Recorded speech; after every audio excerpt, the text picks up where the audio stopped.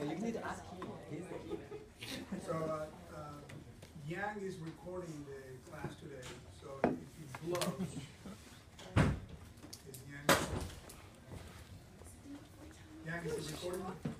Okay, Yang, is it recording? Yes. Okay, good. There's no need to federal case. All right. Just before we get into the mechanics of this, how is the program going? Pretty good? Felt like, it overwhelmed me in the beginning. But we're done with being overwhelmed. Get my bearings. How's the program? Agreed. Jeff? Yep. Alexander? Leslie? Leslie, it's Leslie, right?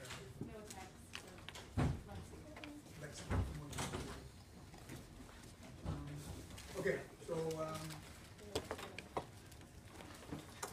Tanya, you wanna sit in the middle so that you walk in?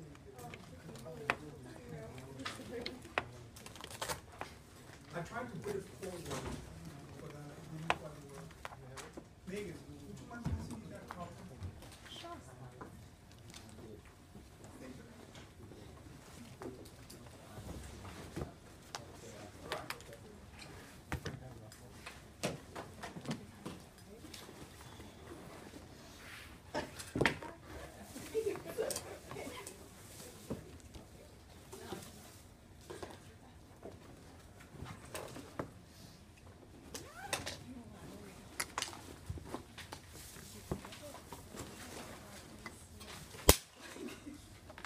Okay, before we get started, I want to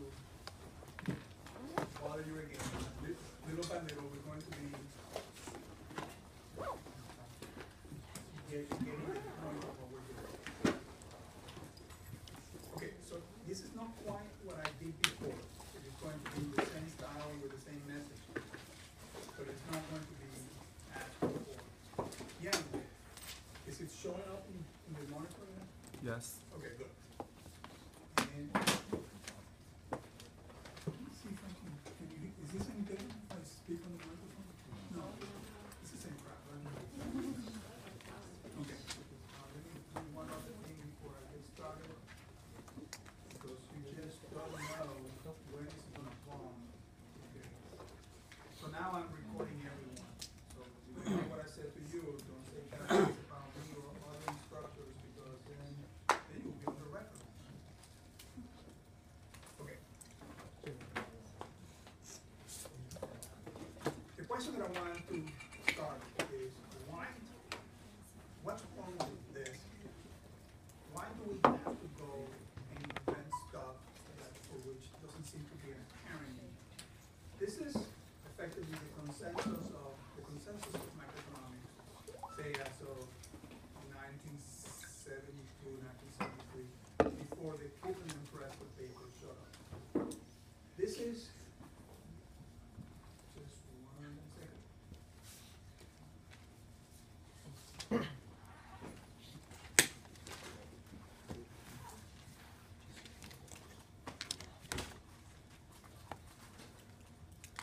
This is the schedule that represents combinations of output and interest rates such that the asset market is in equilibrium. It's the LM schedule.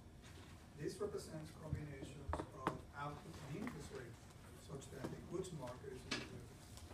So their intersection has the property that both the asset market and the goods market are both in equilibrium at the same time. This line here, the vertical line, represents the full employment level of output. When you look at this particular picture in here, this point, the intersection of all these three schedules is, if you want, nirvana for macroeconomic policy. Because it says that there is no incentive on the part of anyone on the asset market to change what they're doing. There is no incentive on the part of anyone in the goods market to change what they're doing. And everyone who wants to work will find a job, has a job, and that's denoted by this vertical line. The Great Depression and all the developments that gave rise to macroeconomics was a situation in which the schedules were intersecting below full employment. And that's the big deal of Keynes. The big deal of Keynes is that you could have a situation in which the asset market was in equilibrium, the goods market was in equilibrium. No one participating in this market had an incentive to change what they were doing, and therefore we could stuck in there for a long time. That is what gave rise to macroeconomics.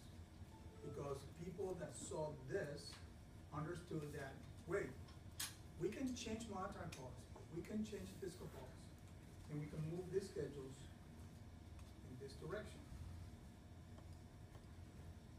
And therefore, we don't have to be stuck in what's called unemployment equilibrium. We can go to full employment by relying on fiscal and monetary policy. And once you get to this point, the issue that arises is, are we done? Well, from the standpoint of both the economics profession and from the standpoint of the policy, the public and policies, the answer to that was no. Why? Because you could see that in this, let me just do it and then I will tell you who qualifies.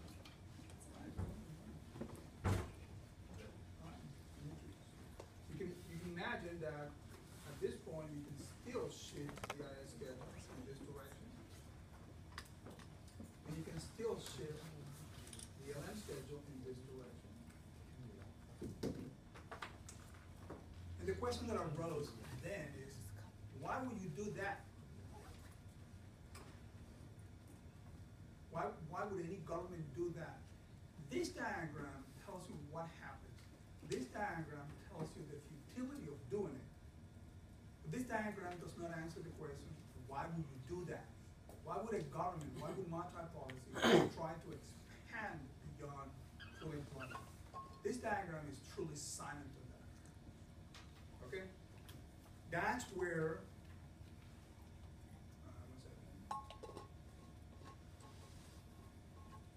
that's where this little diagram comes in. This is, and you're familiar with this, this is the Phillips curve, which is essentially summarizing the interactions between the goods market and the labor market.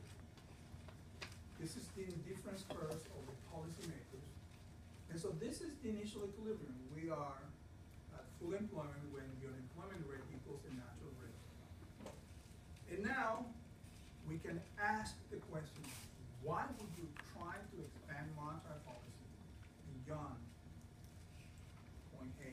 Why would you try to lower the unemployment rate below the natural rate? And the answer to that is because in this framework, we have parked on top of the analysis the preferences of the policymakers. Policymakers have an incentive to change, to deviate from equilibrium. Policymakers are now acting for their own benefit. And this shaded area here constitutes incentive to deviate from full employment. And so the answer to the question is, why would they do it? Is because they have an incentive to do it. In their minds, they're going to be better off. In their minds, they're going to, the reduction in unemployment from the natural rate to this reduction in unemployment rate is more than offset. The gains from lowering unemployment rate are large enough that whatever increase in the inflation rate takes place is minor by comparison. So the policymakers have an incentive to cheat, have an incentive to do that. And so that's the first contribution of this chart. The second contribution of this chart is that it says, in addition to cheating, or in addition to highlighting the incentive to cheat, this diagram now says that they will pay a price for that. Because point A assumes a particular Phillips curve, which is another way of saying it assumes a particular inflation rate. And so if the government or monetary policy decides to lower the unemployment rate below the natural rate, inflationary expectations will not remain unchanged. And so to the extent that inflationary expectations change, they're gonna be shifting the Phillips curves from there to there. And I shifted it along high enough that we don't have to go A, B, C, D, and loop the stairways to heaven. So we're gonna wind up at point A. Notice that at point F, there is no incentive anymore on the part of monetary authorities to change what they're doing. Because this shaded area for this area is absent at point F.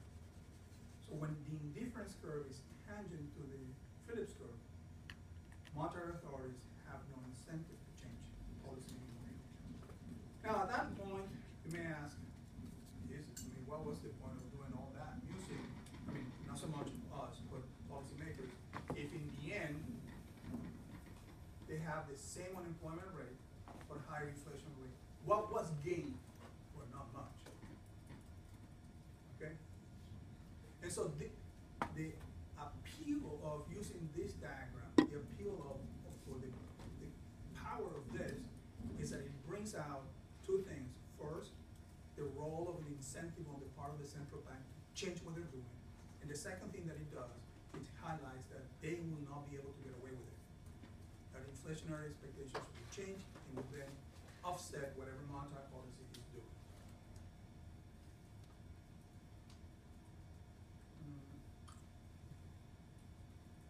All right. Now, once you see it that way, the next issue that arises is, oh, I'm sorry, let me go back one. Here. The issue that arises is there an alternative to this format?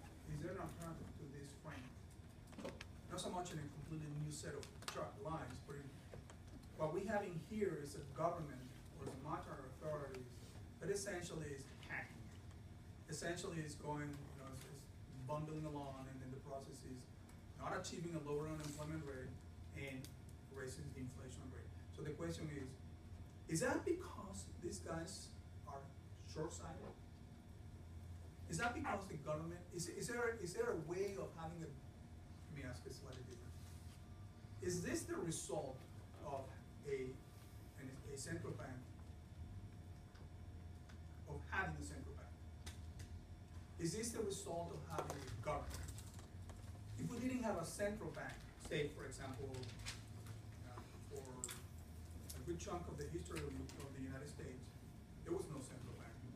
And so is this what we're seeing here, the result of having a central bank?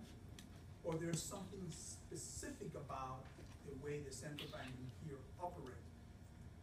In other words, is this because we have a government, or we have a monetary authority, or is it that the way this particular monetary authority operates? So that's the next layer of question. That's the question that Killen and Preston were effectively answering. They were saying this temptation to cheat, this incentive to deviate from normality is not due to the existence of a central bank. It's due to the particular way in which this central bank operates. And then somebody asked the question, well, what is the alternative? Well, and so that's where they come in. That's where they come in. They say, the conventional model that I have been presenting to you throughout has the feature that the government optimizes its goals subject to history. What Killen and Prescott did is to say, all right, well that's really nice, but what about if we were to start from the beginning? What about if, when the central bank is created, we were to impose on that central bank a particular form of behavior that avoids that cheating? For example, this example is going to be completely silly, okay? So we just keep that in mind. So, the size of the bills. The size of the bills in the United States is pretty standard. The size of the bills in the Euro area, the area of the bill is pretty standard. And so, it's not that the central bank goes and changes the sizes of the bill every 6 months just for the hell of it, right? Because maybe we need to use more paper, or maybe we need to use more ink, so let's just make the $1 bill like this big, that you can, you can set up a 10 with $5, right? It's just a huge thing. That would be weird, right? So the central bank is committed to, in this case, a rule that the size of the bill has to be so, and it cannot change from month to month just because I kind of like the bigger bills. Or you can imagine tiny bills, right? You can have maybe a fortune in your wallet, and it's just this, it's this big, and it's not a huge suitcase. It's tiny. We don't do that. So there are rules of behavior. But what about rules about monetary policy? Why don't we impose on the central bank rules about monetary policy? And so Bresco said, well, so let's do that. And what do they find? They find that this point A, which is the one we have been talking about, happens to be the optimal point, the very best point. So it is not so much about the existence of the central bank, but rather that the way the central bank operates. That it's not so much about the existence of the central bank, but about the distinction between rules and discretion. That if you have a central bank that follows preset rules, you will be at a point where the unemployment rate is equal to the natural rate and the inflation rate equals 0. But at the moment you leave the central bank the discretion to act according to how it sees best for it, then you get point F. Point F, from the standpoint of the central bank, is not an error. It's not that they were looking for something and wind up at the wrong point. Point F is a deliberate calculation on the part of the central bank to optimize subject to history. They're following discretion. They're doing the very best they can, period by period. That's not a rule, that's discretion. What Killen and Prescott are saying is that, so if we're gonna blame something, let's not blame the central bank. Let's just blame discretion. Let's remove discretion from the central bank and force it to operate under rules. Okay? And the issue is, well, all right, so fine, we agree with that. Now what? How do we get the central bank to comply with those rules? Because if we say to the central bank, hey, Killen and Prescott found out that if you don't optimize every period, that if you don't change what you're doing, but instead were to follow a particular rule, then will we be better off? And the central bank says, excellent idea, let's do it. And so we're now at point A, and the central bank, the guys at the central bank says, point A is a little boring. I mean, I'm sorry to bring it up to you. We can do better. No, we can't, because Killen and Prescott told us so. No, yes, we can. Let's look. Check point B. Point B, we are on a lower indifference curve. Isn't that nice? Yes, let's go. And so you reinitiate the process.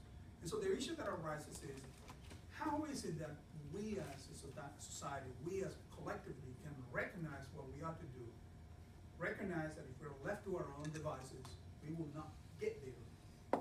But recognize at the same time that we can impose on our behavior constraints that will ensure that we're going to do the right thing. How do we do that?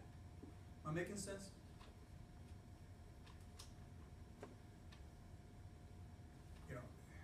If you tell me, lie to me, say, yes, you make sense. Now. Yeah, you make sense. Okay, now, this is like a language class. Let's say, good morning. Yes, you make sense. Okay, good. That's the power of Schelling. Schelling says, I recognize that my behavior today can be changed so as to make sure that when the future arrives, I don't switch incentives. And so the issue then that becomes, how do we implement Schelling?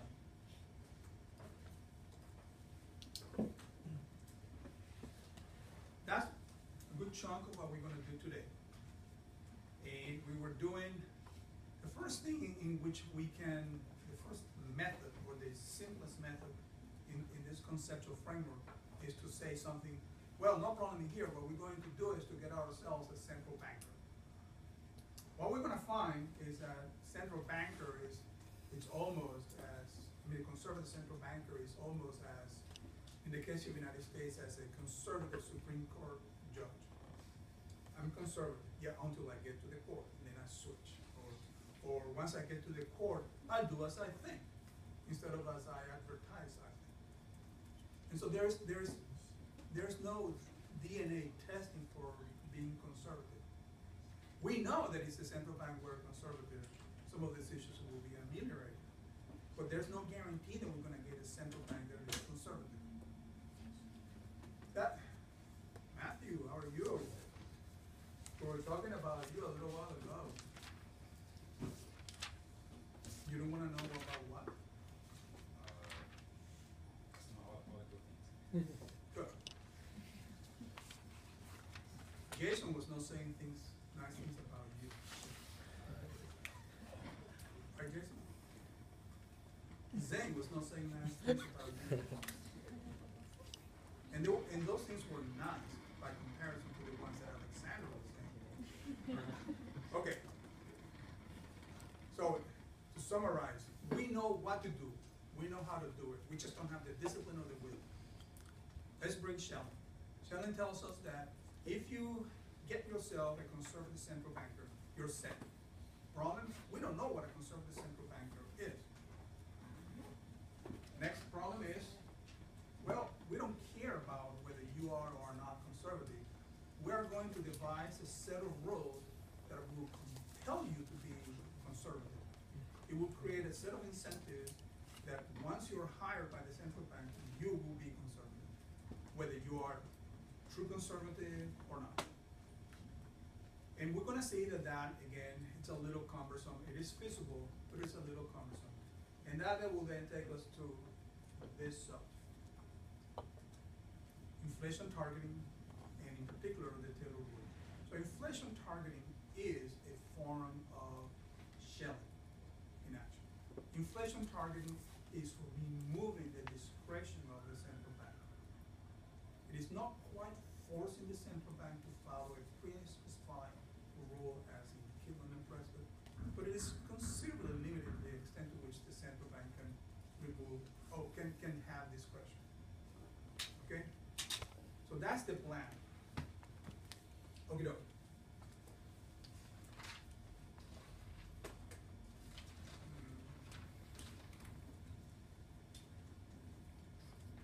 We okay? Okay. So let's go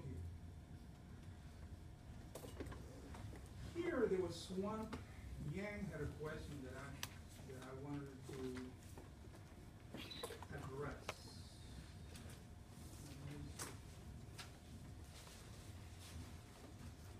Just one second, let me look for this.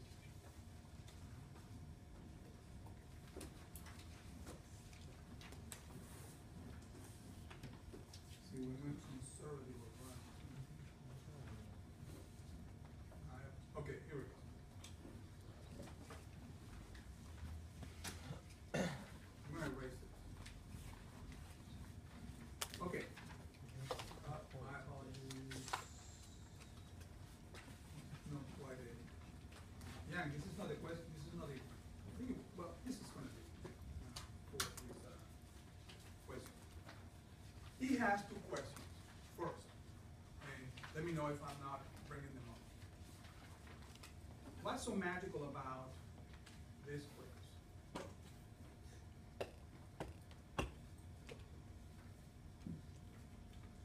What's so magical about that? And the second question is, what's so magical about this? In other words, in effect, he's asking the question, would it be okay to use, say, to the fourth power or to the third power? Would that be okay? Or if it's not okay, how did you settle on just squaring these terms? The other question is, how come this term doesn't have a coefficient in front of it? Would it be okay to say put an A in there? And so then you can imagine that we put that A in there. We change the coefficients to, say, the exponents to 4, and we have what appears to be a very similar equation with minor modification. And his question is, well, how do you pick this and not this argument?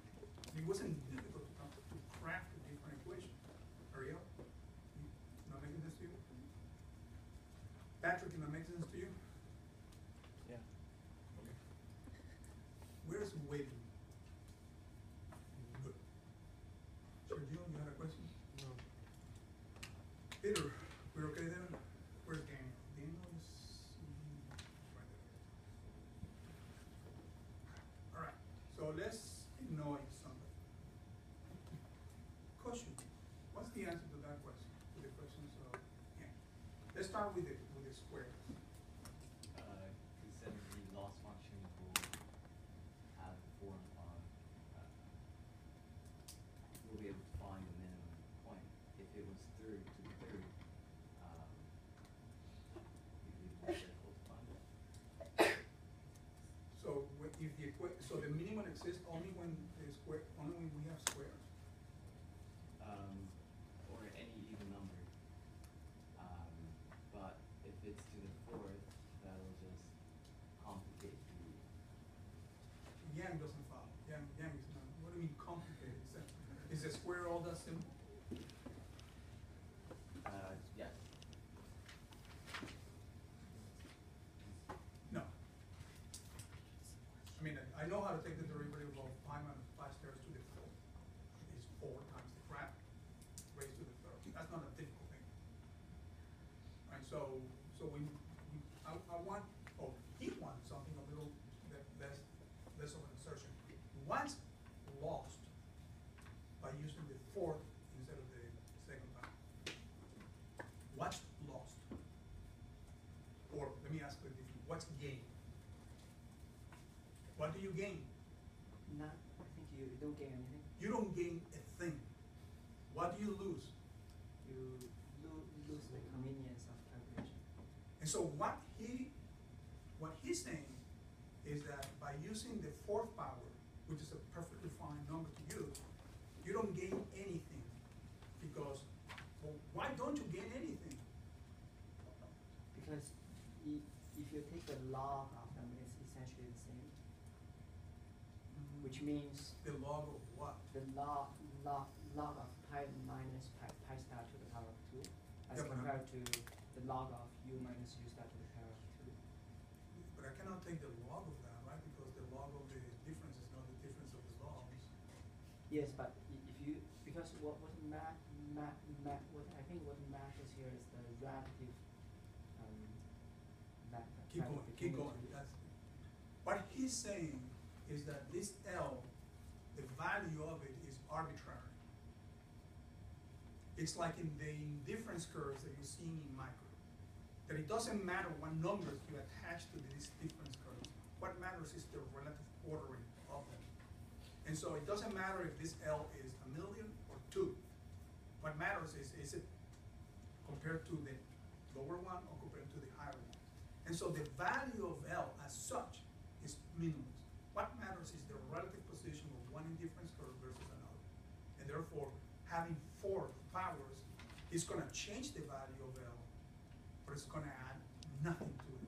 Because what we care is the relative value of L for one set of values relative to another.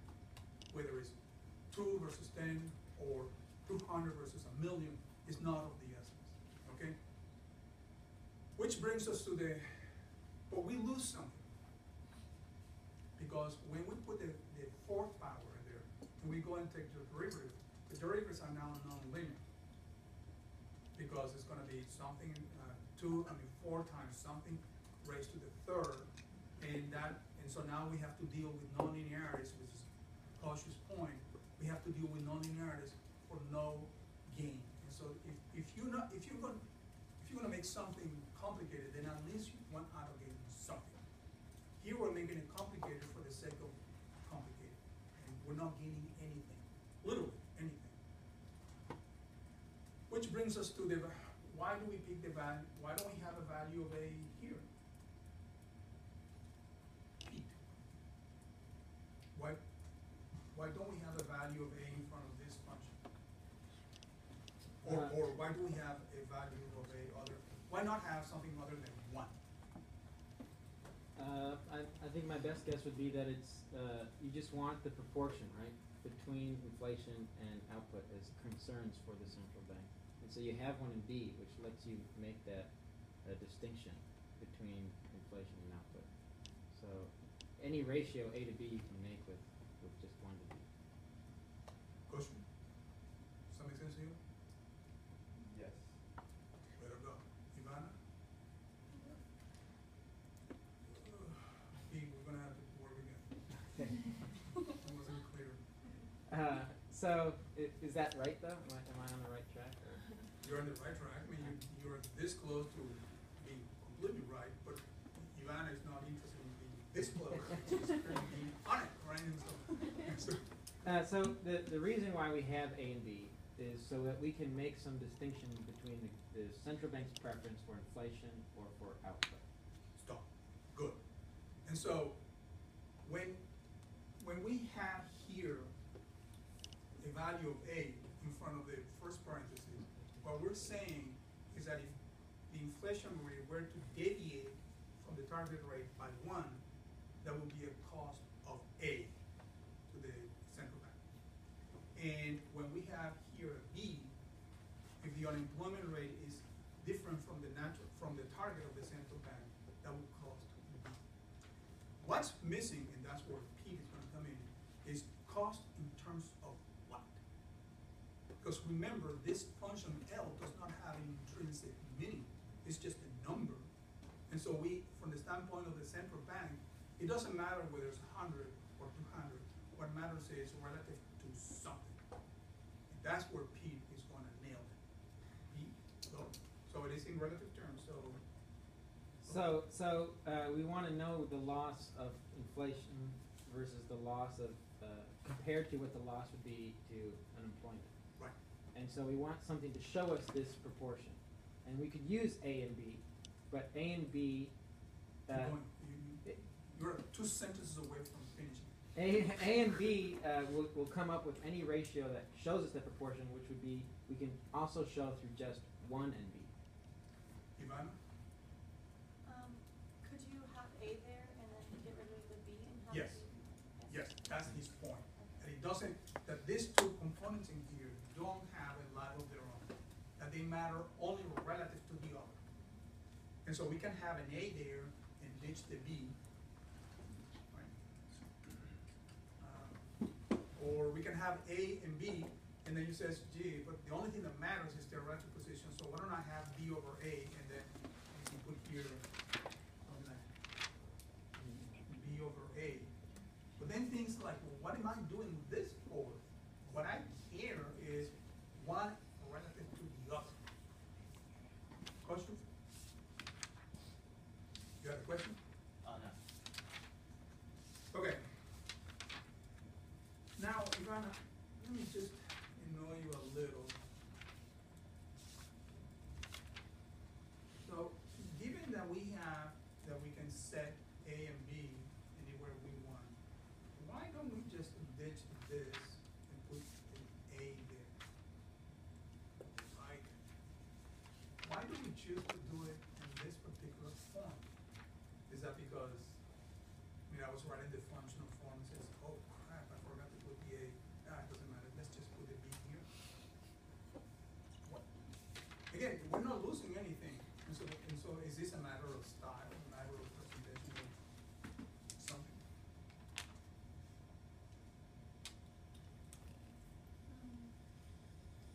You want me to ask somebody else? Well, I don't know the answer, but I think it has something to do with unemployment, so we're focusing on unemployment rather than B. Yeah, but this is the central bank. Question? Then the loss function will be in terms of unemployment rate squared, but the central bank is supposed to be focusing on the inflation rate. And so it does not change the analytics of the problem because these parameters are the cost of one thing in terms of another. But to the extent that the central bank is optimizing the inflation rate, then to that extent, they said, hey, we might as well measure measure things relative to what we're doing. Okay? Okay.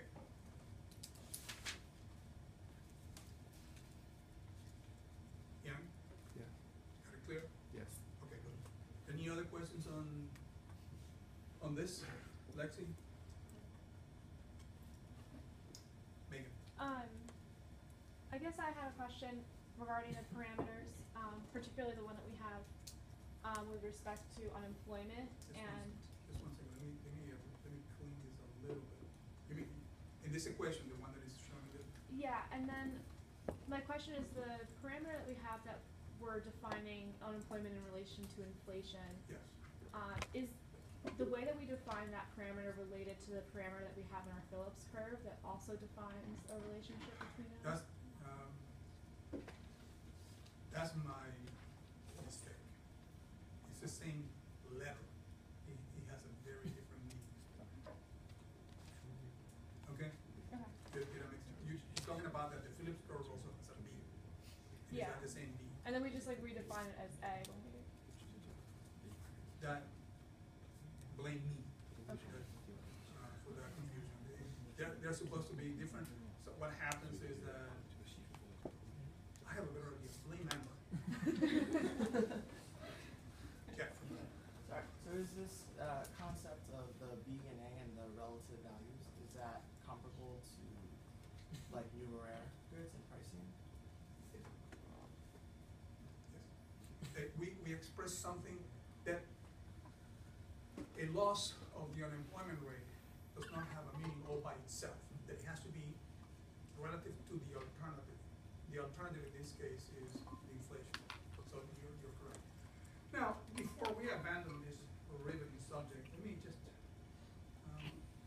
start asking another set of annoying questions.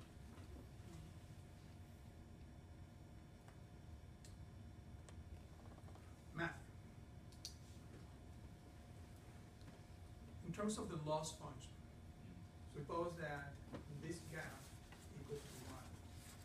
Okay? So inflation is above the target by 1. And let's assume this way.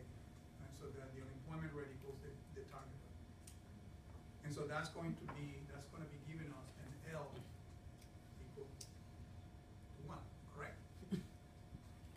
Let's make this -1.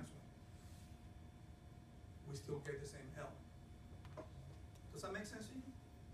Yeah. No, I don't mean the numeric part. I mean, does it make sense to you that deviations of inflation above the target are penalized just as much or by the same amount as deviations of inflation below the target?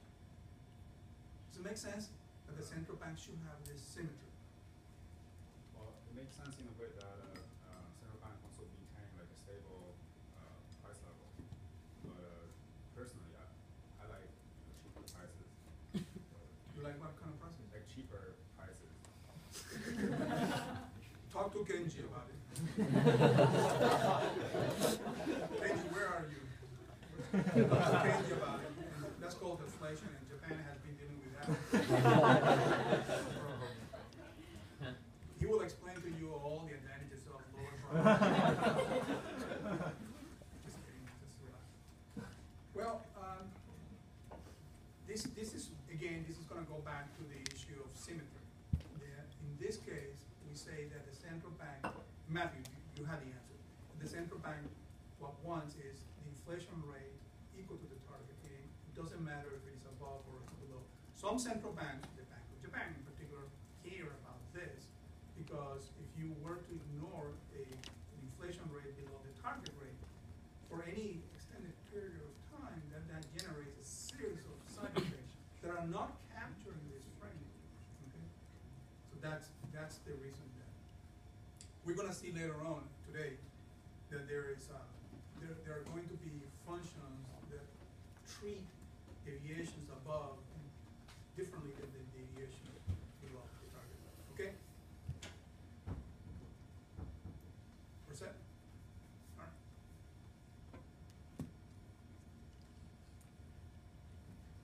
It's going to take a moment.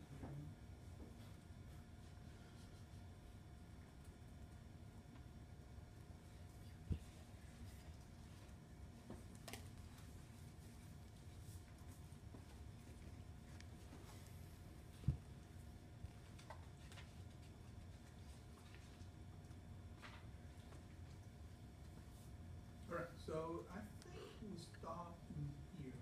Let me erase this. A little bit.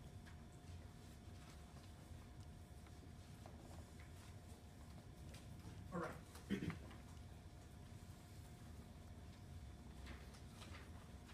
Why doesn't get arrested?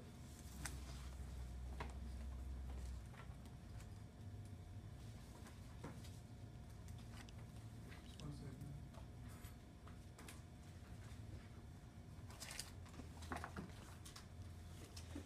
Okay, good. All right.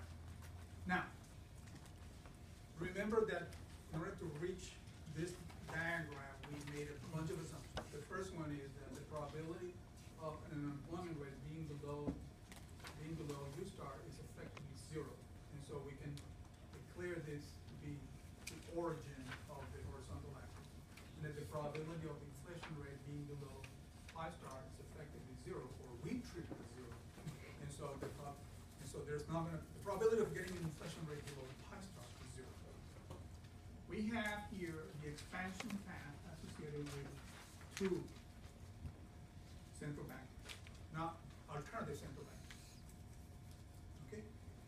This central banker has a level of conservatism of B0, and this guy, the B1, is considerably more conservative relative to the B0.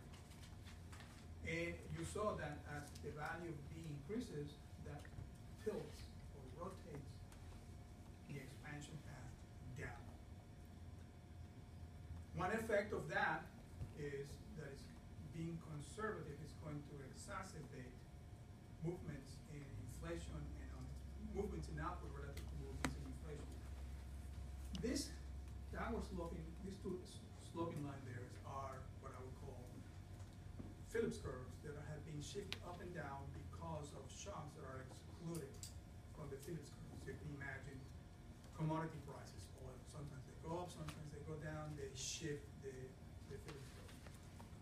And here you have the movement in the change in the unemployment rate for conservative banker B0, for banker B0, and here you have the movement in the inflation rate. And if I say, are those movements large? You have to say, I don't know, because they have to be relative to something. Well, what is that something? Well, that something is banker B1. Banker B1, the value of B is smaller, and so that rotates the expansion path. And subject to the same shock. It's not that the central banker B0 is facing a worse economy than central banker B1. It's the same movements in the Phillips curve, so the shocks are the same.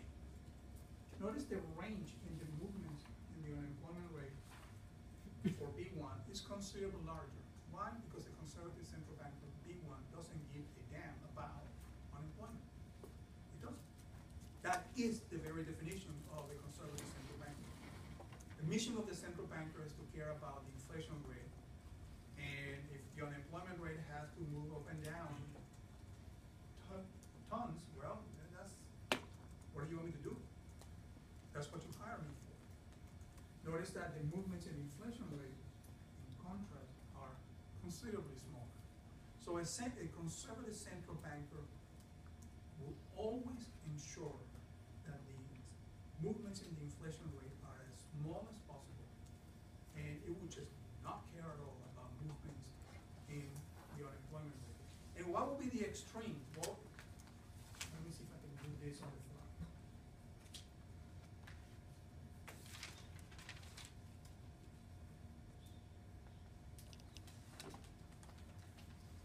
And I want to here have a B2, a conservative central banker, that it is so conservative that it rotates this line all the way to the horizontal axis. And so now the expansion path coincides with the horizontal axis. What's the movement in the unemployment rate? This. And this is bigger than anything that it is on the diagram. What's the movement of the inflation rate? Nothing. A conservative central banker will ensure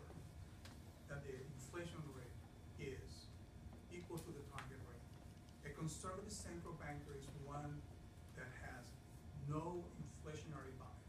It will do whatever it takes to bring the inflation rate to the target rate. And if the target rate is 0, well, so be it. Okay? So notice the evolution of what we're doing. We began with the ISLM. All right, so the ISLM is really neat in the rest. The glitch is that it doesn't allow us to see the incentives of the central bank. The moment you see the incentives of the central bank, you can see that the central bank may actually deviate from what it promised. The reason, the next question was, is that something about central banks in general or about the particular functioning of the central bank? And Killen and Prescott effectively answered, no, it's not about the existence of the central bank. It's about the way it operates. That if we were to force the central bank to operate according to rules, none of these issues will arise. And then you say, way to go, let's get ourselves a conservative central banker. And then we say, well, here we go. We have 3 bankers in here, B0, B1, and B2. And now we're starting to see that the choice of central bankers has consequences.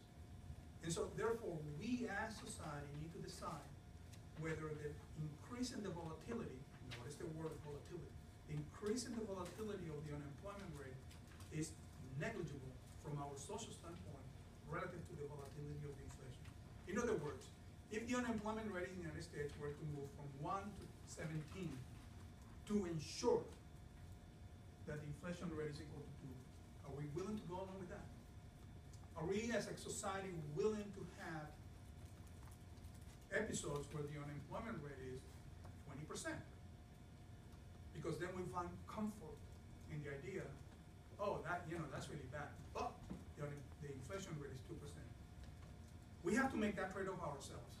Economics is not gonna take us there. So that's where the political economy comes in. Or at least if economics is gonna take us there, I don't know how does it do that. But notice that what we have done in here is to face the trade-offs between volatility of the unemployment rate and volatility of the inflation rate, and how the central bank can ameliorate that. The Excel applications you did is a central bank that is not, the initial one was a central bank that it was so-so. We care about employment, we care about inflation. When I asked her to do inflation targeting, which is a central bank that doesn't care about employment or doesn't, but you saw that the volatility of the unemployment of output went up compared to the volatility of inflation. So choosing that parameter, and that parameter alone, we didn't invent anything else. Choosing that parameter changed the profile of volatility. We raise the volatility of output, we lower the volatility of inflation. Is that what we want as society?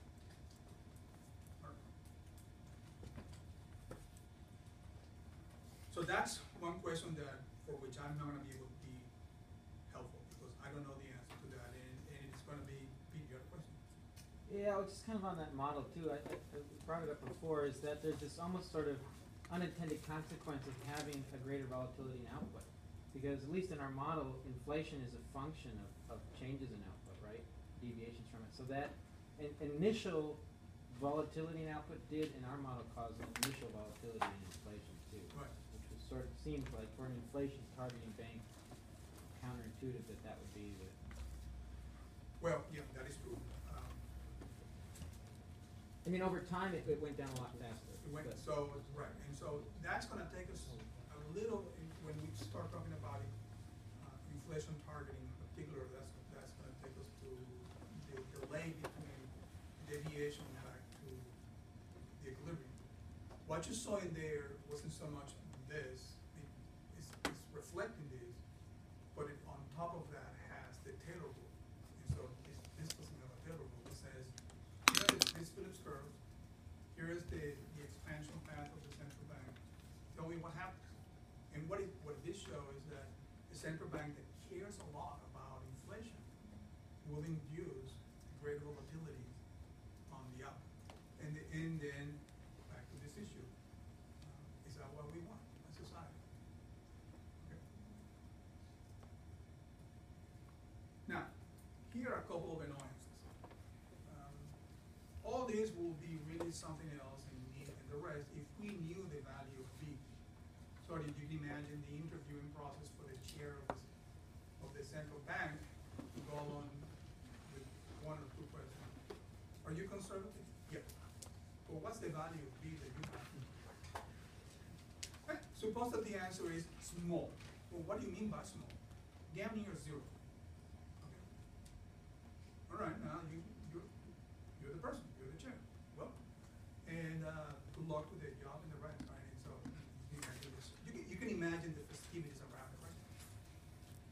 Okay, here's a new chair, and well, for either he or she didn't knew what conservative meant. Realizes this and switches back. Well, I am not that conservative. I mean, I'm conservative, but I'm not that much. Now, so does it crumble the edifice that we have in here? Is the notion of a conservative central bank just a bunch of, it's like studying the anatomy of unicorns? Well, maybe, right? Until you get to, can we devise a system where anyone, we don't care how conservative you are, we're not gonna ask that question, where anyone will yield back to us the result of a conservative central bank. So we have this image of a conservative central bank, and you're applying for it. We don't know whether you fit that image or not. What we have is a compensation scheme that will ensure that you behave as a conservative central bank. Yeah, I think I got time for that. So here it is. So notice a couple of things. The new term, the new guy in town is that guy. And so now the central bank is not indifferent between inflation being above target or being below target. And because this C is positive, and so if this is negative, that has a way of bringing L down. And so the central bank is no longer indifferent. This is what I'm going to call an asymmetry in the Gelfand function. And here is the scheme. By the way, this has been tried out. It didn't quite work, but it was tried out, I think, in New Zealand. The New Zealand guys were the ones that initiated this inflation targeting affair. New Zealand had very high inflation. So what? So what they thought, well, what about if we have the central bank target inflation rate? And then they came to the issue of, well, how do we know that this guy is a conservative central banker? The answer is we don't. Well, let's have him or her behave in a way that delivers back to us what a conservative central banker would do. So it's going to be a straight jacket on the central banker. But it's not going to be a kitten and press with a straight jacket. It's going to be, if you deliver to us a low inflation rate, we're going to pay you more. If you deliver to us an inflation rate that is above the target, we're going to cut your salary. So it's a fairly private market approach to things, to central banking management. And so that's what I have in here. This C here is the penalty that the central banker will face whenever the inflation rate is above the target rate. And so, or alternatively, the bonus that the central banker will get if the inflation rate is below the target rate. Does that make sense? Okay. And so what we're going to do now is go through the same gymnastics, but now having a slightly different function, and see what we get.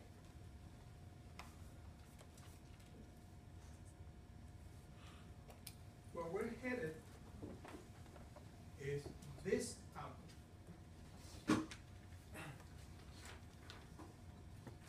Yeah. Where we're heading is this. This is the expansion path for some central bank, and I'm going to call that society. This, I haven't shown this, and that's what I'm about to do. What we want is to have a expansion path that is shifted from the one that, from let me call it the default one, to one with a property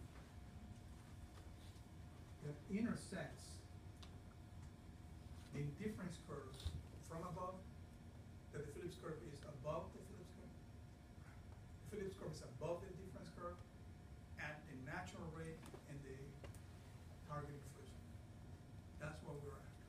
How can we design a system that shifts this schedule this way? Not just shifting it, right? Shifting it that we can do easily, is that we want to intersect there. Because if we have a system that creates incentive for the central banker to be at the natural rate, at the target inflation rate, then we won, and we're done. We don't have to study more math, literally. So that's what we're going to do. Okay. Yeah, let's do it. So there's going to be a little gymnastics in here, but hopefully not too much. So here we go. This is, we start, remember the Phillips curve is inflation in terms of the unemployment, so what we're going to do here is invert the Phillips curves, and we're going to have the unemployment rate. So this is just, instead of focusing on the inflation, we're going to focus on the unemployment. Here is the slope of it. It's got total differentiation, and here is the slope of the Phillips curve. What we now need to do is to get the slope of the difference curve. And so it's going to be a little different. So here's what we have. This is the loss function. We're going to minimize that graph, find the inflation rate that minimizes that. This is what we used to have, this term. Okay. This is the new guy. But the method is the same. So we're going to differentiate totally this function with respect to the inflation rate and the unemployment rate. And so notice here is the derivative of that with respect to the inflation rate. Here's the derivative of with respect to the unemployment rate. And here's the new guy. Okay. So if you were now to solve for d pi du, you will get this expression. Previously, when we didn't have the incentive term, in other words, when c was equal to 0, you will have, so let's just put this get rid of it. And so this 2 will cancel, the 2 in the numerator will cancel with the 2 in the denominator. And so you say that will be the slope. This guy is no longer 0. And so here is one method that I recommend when you're deriving the results for the first time that are meant to be more general than the ones you have used before. What's the difference between this derivative and the derivative for the case where this term is absent? Well, it's just c. And so by setting c to 0, you can go and say, okay, what's the difference? The difference is that c is not 0. Well, let's set it to 0. And what do I get? Do I get the same result that I used to have? If the answer to this is no, well then there's an error along the way. If the answer to this is yes, there's a little comfort, right? You can still have made an error that gives you the same answer, but it's a little weird, but nevertheless not efficient. And so as you start deriving things that are meant to be more general, you always want to ask, what's so general about this? And what about if I were to set that generality to 0? Do I get the old result? Sergeant?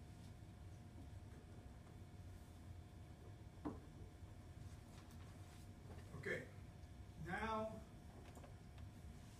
we have in here the slope of the indifference curve that has to be equal to the slope of the Phillips curve.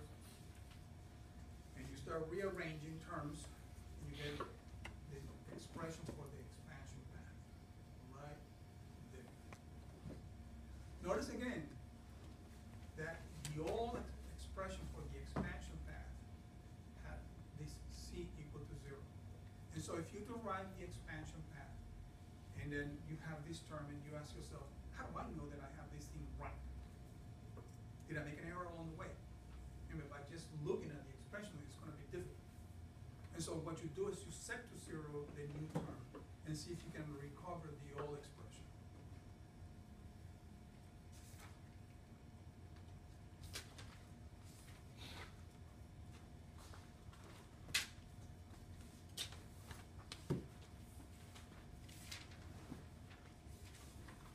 And so,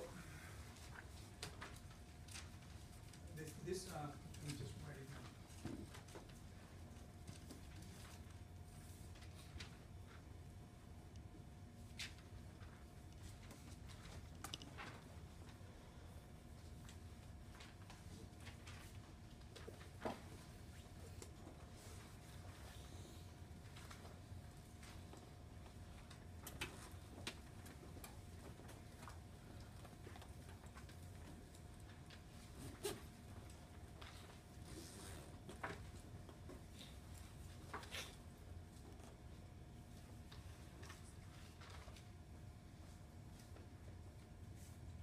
Okay. So there are two expansion paths. They differ only because of this term. Now, C is positive.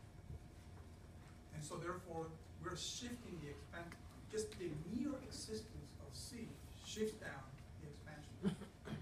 The question is, well, how do I know that I'm gonna shift it to go through point A and not some other point like that? How do I know that I have shifted it enough? The answer is I don't. Until you ask yourself, how is C determined? Because in principle, we don't know. I mean, we can go and determine C by ourselves. Remember, we are setting up the payment structure, the payment incentives of the central bank. So we can set that penalty in any way we want. And what we want to do is to set it so that the central bank gets to point A. And so here it's a little like reverse engineering. What we want is the unemployment rate to be equal, literally, we want that. So we're going to set the unemployment rate equal to the natural rate. We're going to set the inflation rate equal to the target rate. And that's just one equation with one unknown, the unknown being C. And so all we gotta do is find the value of C, and here it is. This is the incentive structure of the central bank. Okay? Now, you can see that this is, we're now, I mean, this is beginning to look weird, right? And so the New Zealand guys tried it and they found that, yeah, this is really weird. And so what we need to do is find a different mechanism that essentially drives the central bank to behave in a way as though rules existed. We don't want those rules to be mysterious. We don't want those rules, yeah, we follow rules, we just don't show them to anybody. We don't want that. That's what we're gonna do when you come back from the break. We're gonna start getting into, we recognize that there is a need for rules. We recognize that reliance on pure discretion is gonna take us nowhere. We tried a couple of ways from a theoretical standpoint to see the advantages of rules, and yes, they are there. But how do we implement that? How do we go in carrying out day-to-day central banking policy in a way that captures the essence of those results and at the same time enables us to have a central bank function? Okay, that's what we're gonna do when we come back for the break. There's gonna be, if you wanna stay here, there's gonna be a Diet Coke commercial, and maybe some baseball commercials in here. If you don't like those commercials, you like, you want other commercials? This is here.